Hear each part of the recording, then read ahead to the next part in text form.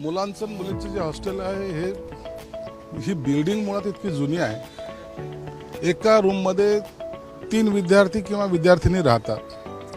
अत्यंत कंजेस्टेड भाग आहे, परंतु विद्यार्थी अखेरला ते तेवढं सहन करून तिथं राहण्याचा प्रयत्न करतायत। या हॉस्टेलमध्ये ज्या काही सुविधा दिल्या पाहिजेत, आता आम्ही पलंग पाहिली, ती पलंग लोखंडी पलंग, त्याच्यावर झोपणं सुद्धा थोडं अशक्य वाटतं। मग काही लोकांनी खाली गाद्या टाकल्या, त्याच्यावर ते झोपतायत। कॅन्टीनची अवस्था आहे, मुलींनी आणि मुलांनी सुद्धा तक्रार केली की त्याच्या क्वालिटीमध्ये बदल झाला पाहिजे। आज आमच्याबरोबर सचिव साहेब आहेत, आयुक्त साहेब आहेत। आमचा एक असा प्लॅन चालू आहे की यासाठी तातडीनं रिडेव्हलपमेंटमध्ये हे पूर्ण नवीन कसं उभा करता येईल असा याचा एक प्लॅन आम्ही करतोय। ह्या युगामध्ये, ह्या काळामध्ये ज्या स्पीडने त्या मुलांना आपल्याला सुविधा दिल्या पाहिजे, त्या सुविधाचा अभाव आहे।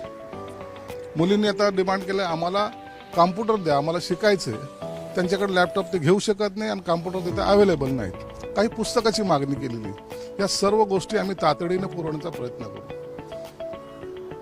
प्रॉब्लेम तर आहेतच, प्रत्येक हॉस्टेलमध्ये जिथं जातो आम्ही तिथं प्रॉब्लेम हा आम्हाला समोर येतोय। आणि ॲटलिस्ट चांगलं वातावरण, जे हेल्दी वातावरण ज्याला म्हणतो ना, ती एक रूम 200 स्क्वेअर फीटची तरी असली पाहिजे, हे आमचा मानस आहे। म्हणून सचिव साहेबांना, हर्षदीप कांबळे साहेबांना सुद्धा सांगितलं की याचा एक वेगळा प्लॅन बनवा। आम्हाला ह्या वर्षभरात काय करायचंय, तर जवळपास 25,000 विद्यार्थी या ठिकाणी कसे चांगल्या पद्धतीने शिक्षण घेतील हा आमचा मानस आहे। म्हणून प्रत्येक बिल्डिंग ही नवीन कशी उभारता येईल, चांगली कशी उभारता येईल, आमच्याकडे जागा आहे। आमच्याकडे ह्या सगळ्या जर रिडेव्हलपमेंटमध्ये गेल्या तर जवळपास 1.5 वर्षामध्ये चांगलं स्ट्रक्चर उभं राहू शकतं। इथं गार्ड्स बरोबर नाहीत, डस्टबिन बाहेर जी ठेवलेली त्याच्यावर कवर नाही, वर जर मुलींच्या रूममध्ये काही ठिकाणी तर उंदरं येत आहेत। म्हणून ह्या सगळ्यात ज्या प्रॉब्लेम्स आहेत हे आम्ही आज पाहिलेत। निश्चित त्याच्यावर एक चांगला उपाय किंवा त्यांना चांगल्या सुविधा देण्याचा आमचा प्रयत्न राहील। याआधी देखील लाडकी बहीण योजना अनेक वेळा बाजारात सापडली होती। आता बांगलादेशी महिला देखील लाडक्या बहीण योजनेचा लाभ घेतात असं समोर येतं। काय झालेलं आहे, आम्ही जे काही करतो ना, सर्च करायला लागलो ना, तर काही लोक त्याचा राजकीय वापर करायला लागले। लाडक्या बहीण योजनेमध्ये काही लोकांचे फॉर्म रिजेक्ट करणार आहेत का? मग आता बांगलादेशी महिलांना सुद्धा द्यायचं का? ह्या सगळ्या प्रोसेसचा भाग आहे। ज्या स्पीडमध्ये लोकांनी पहिले फॉर्म भरले ना, त्याच्यामध्ये अनेक चुकीच्या महिलांनी सुद्धा फॉर्म भरले गेलेले आहेत। म्हणून याची छाननी होईल, जे असे लाभार्थी त्यांना काढण्यात येईल। परंतु जे मूळ ज्यांचा आमचा उद्देश, जो मूळ उद्देश होता की सर्वसामान्य महिलांना त्याचा लाभ मिळावा, ते लाभ देण्याचा प्रयत्न आमचा राहणार आहे। त्यांचा कुठेही फॉर्म रिजेक्ट होणार नाही। परंतु ज्या काही घुसखोरी केलेल्या आहेत किंवा जे काही सबळ आहेत त्यांचे फॉर्म मात्र रिजेक्ट होतील असं आम्हालाही वाटतं आणि सर्वसामान्यांना सुद्धा तेच वाटतं।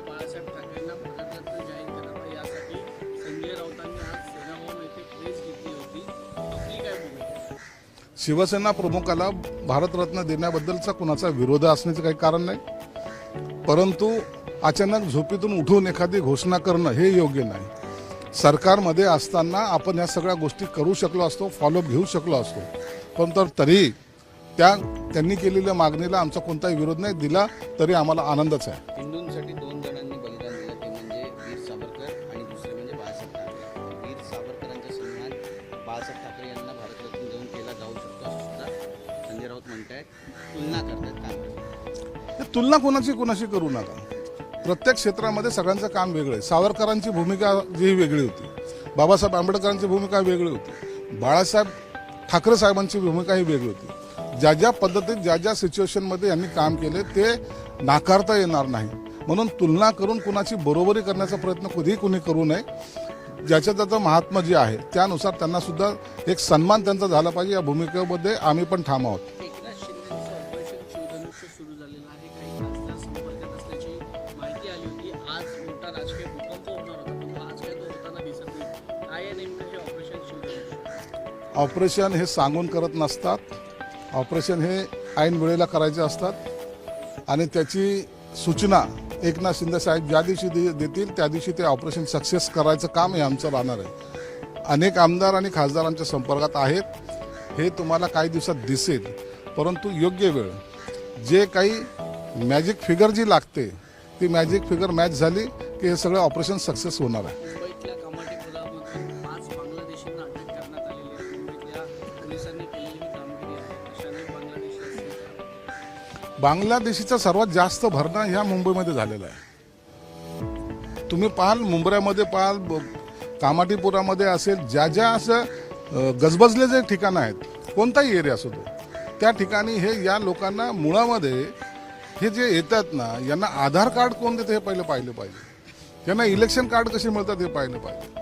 म्हणजे त्याच्या आधारात ते आम्ही इकडचे नागरिक आवाज भाषेचा प्रयत्न करतात. पोलिसांनी चांगली कामगिरी केलेली आणि ही सर्च मोहीम उद्या महाराष्ट्रामध्ये सगळीकडे सुरू करणार आहे. नितेश राणे यांनी सैफ अली खान यांचा घाण असा उल्लेख केला आहे आणि त्यासोबत म्हटलंय की 5 दिवसात ते बरे कसे झाले, टुनटुन उड्या मारून घरी गेले असं सुद्धा म्हटलं. असा का बनाव होता का अशी शंका उपस्थित. बनावाबद्दल मला माहिती नाही, परंतु सैफ अली खान आहे, त्याला कसा बरा झाला हे डॉक्टरला विचारलेलं बरं. इतक्या लवकर तो बरा होतो हा सुद्धा एक प्रश्नचिन्ह आहे. आणि मग हे जे काही मागे जे काही राजकारण झालं, सैफ अली खानला मारण्याचा प्रयत्न केला काही हिंदुत्ववादी संघटनेने, असं नसतं तर हे घडलेली घटना याचं आम्ही सुद्धा गांभीर्याने पाहतो. तो बांगलादेशी जो पकडला गेला आहे त्याचं या बाकीच्या विरोधी लोकांनी चांगलं त्याचा निषेध करायला पाहिजे, परंतु एकही त्याच्यावर बोलत नाही, हे आमचं दुर्दैव आहे.